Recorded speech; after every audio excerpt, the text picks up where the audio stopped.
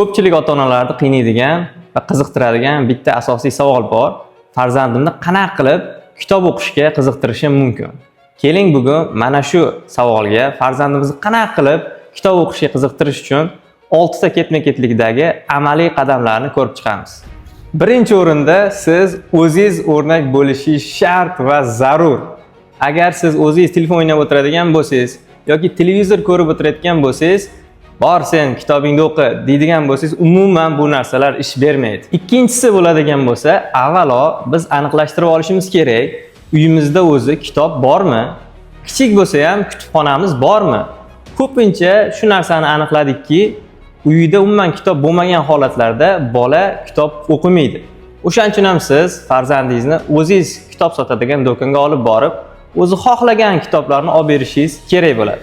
Uchinchi qadamda esa siz farzandingiz bo'sh vaqtida nima bilan band bo'layotganligini aniqlashingiz kerak. Balki telefondir, balki televizordir. Siz shu narsalarni cheklashingiz kerak bo'ladi. Endi cheklashni o'zi yetmaydi. Cheklagandan keyin biz alternativ sifatida unga kitob berishimiz kerak.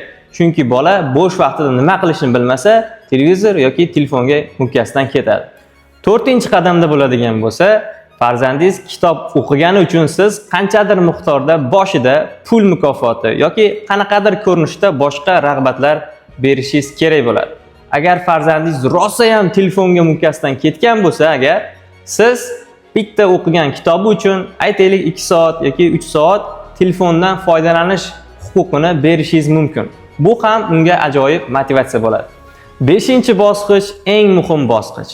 Bu bosqichda siz farzandingiz rostdan ham shu kitobni o'qidimi yoki yo'qmi tekshira olishingiz kerak. Buning uchun esa siz o'zingiz shu kitobni o'qigan bo'lishingiz kerak yoki bo'lmasam uni tekshira oladigan darajada bo'lishingiz kerak. Bundan tashqari esa yana bir yo'li bor. Birorta odamning yordami bilan uni tekshirtirishingiz ham mumkin. 6-bosqichda esa farzandingiz 20 ta, 30 ta kitob o'qigandan keyin o'zi kitob o'qishga qiziqib qoladi. Siz esa bu bosqichda rag'batlarni kamaytirib yoki kechiktirib borasiz. Sekin-astalik bilan farzandingiz rag'batga ham qiziqmay qo'yadi va o'zi uchun, qiziqqani uchun kitobni o'qishni boshlaydi.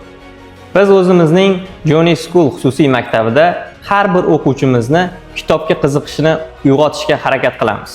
Siz ham farzandingiz kitob o'qiydigan, kitobga qiziqadigan inson bo'lib yetishishni xohlasangiz, Johnny School xususiy maktabiga olib keling.